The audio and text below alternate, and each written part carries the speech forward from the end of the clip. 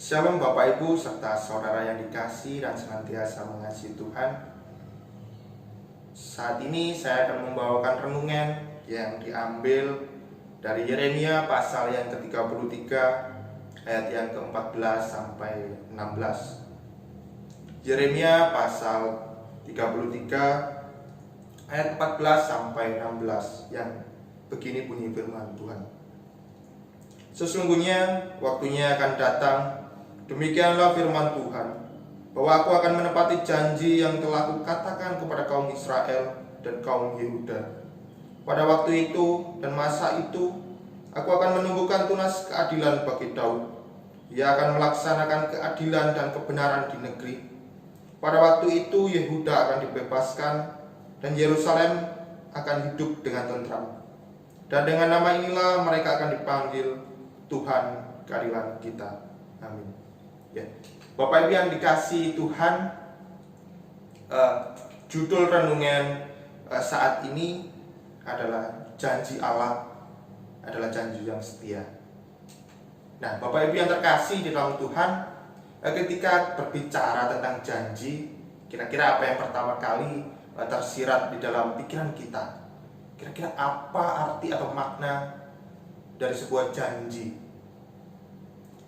Pasti di dalam kehidupan kita tidak asing lagi dengan yang namanya janji. Bahkan kita pasti juga sering melakukan atau berjanji kepada diri kita ataupun kepada sesama kita.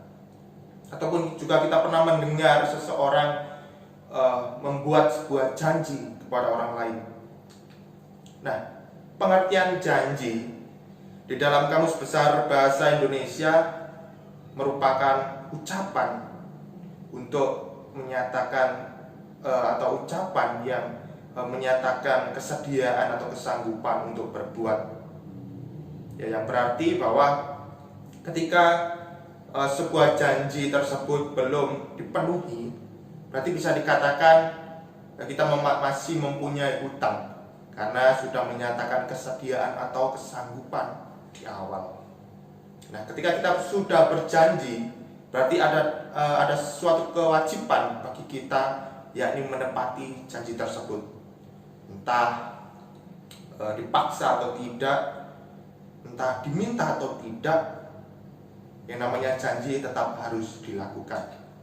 Nah, Bapak Ibu yang dikasihi Tuhan, untuk dapat menepati sebuah janji yang telah kita ikrarkan, yang kita katakan, perlu adanya kesadaran diri untuk melakukan apa yang telah kita janjikan tersebut.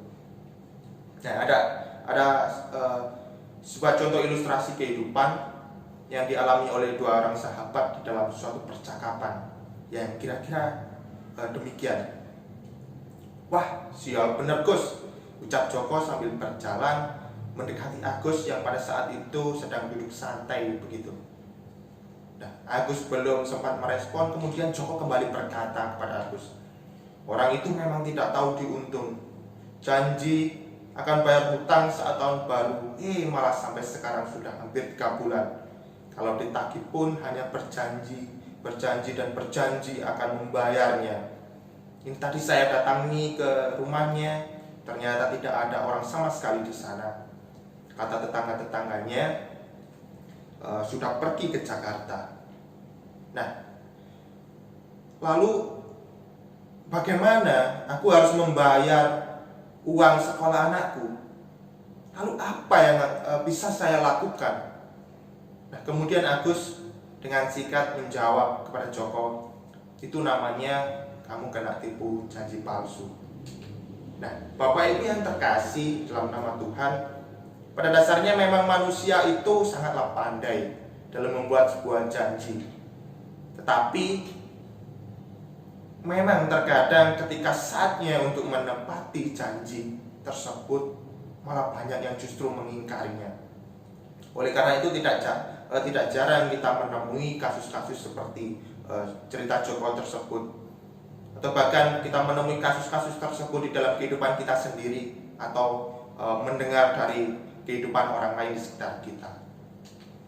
Nah, Bapak Ibu yang terkasih dalam Tuhan Yesus, Pada perikop sebelumnya, kitab Yeremia ini menceritakan bagaimana Yeremia menangkap ramalan Musa bahwa setelah bangsa Israel melanggar perjanjian dan pergi ke pembuangan, Allah tidak akan meninggalkan umatnya. Malahan Allah akan memperbarui perjanjiannya dengan mereka dan mengubah hati mereka. Kemudian Yeremia mengembangkan janji tersebut dan berkata bahwa suatu saat Allah akan menuliskan suatu hukum Taurat, dan itu bukan di atas loh batu, melainkan di hati umatnya, di hati kita. Nah, Allah akan memulihkan pemberontakan bangsa Israel sehingga suatu hari nanti mereka akan benar-benar dapat mencintai dan mengikut Allah sepenuhnya, sehingga suatu saat nanti Israel akan kembali kepada tanah perjanjian,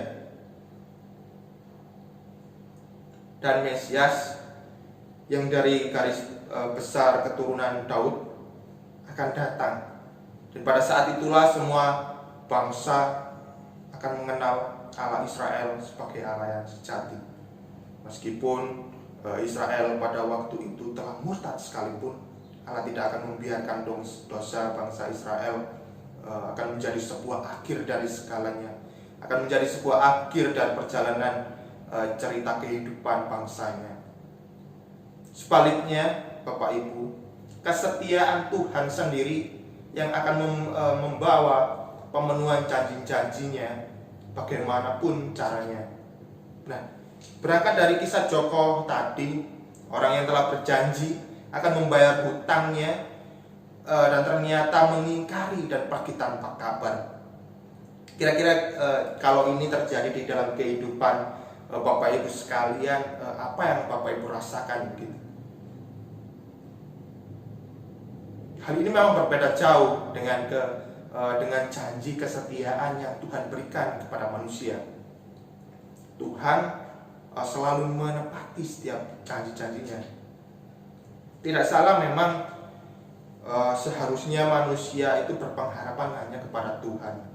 Seperti halnya Nabi Yeremia yang menyampaikan firman Tuhan tentang sebuah kesetiaan terhadap keturunan bangsa Israel dikala menghadapi sebuah pencobaan. Di tanah Babel, janji setia yang disampaikan adalah perihal tentang keadilan, kebenaran, dan ketentraman yang diterima oleh bangsa Israel.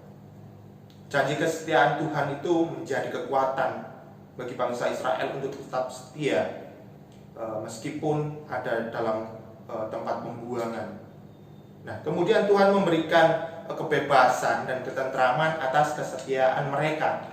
Maka dengan demikian pengharapan kepada Tuhan sungguh menjadi kekuatan bagi kita manusia atau bagi bangsa Israel pada waktu itu untuk menghadapi cobaan di dalam kehidupannya. Nah, mari kita mencoba merenungi cerita yang dialami Joko tadi. Kira-kira maukah kita atau maukah Bapak Ibu mengikhlaskan hutang seseorang kepada kita seperti yang dialami oleh Joko tadi?